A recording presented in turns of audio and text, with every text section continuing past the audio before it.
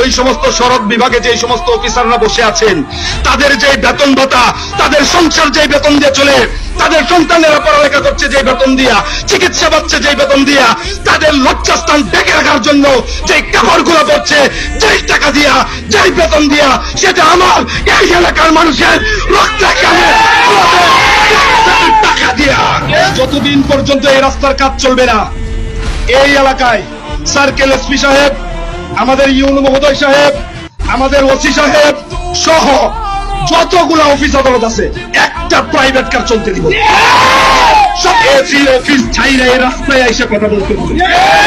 আমাদের সাথে আগামী 72 ঘন্টার আলটিমেটাম দিচ্ছি, যদি আগামী 72 ঘন্টার মধ্যে আমাদের সাথে আইসা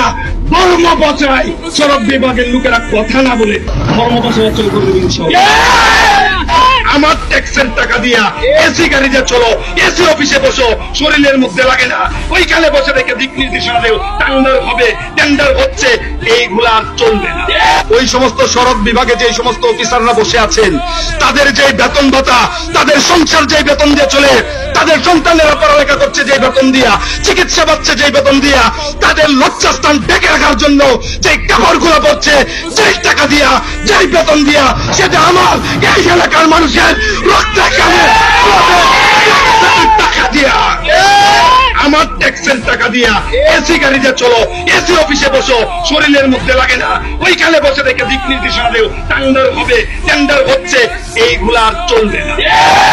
এসি অফিস ছাইরা এই রাস্তায় এসে কথা বলতে হবে। আমাদের সাথে আগামী 72 ঘন্টার আলটিমেটাম দিচ্ছি, যদি আগামী 72 ঘন্টার মধ্যে আমাদের সাথে আইসা ধর্ম বচায় সড়ক বিভাগের লোকেরা কথা না বলে ধর্ম বচায় চল করবে ইনশাআল্লাহ।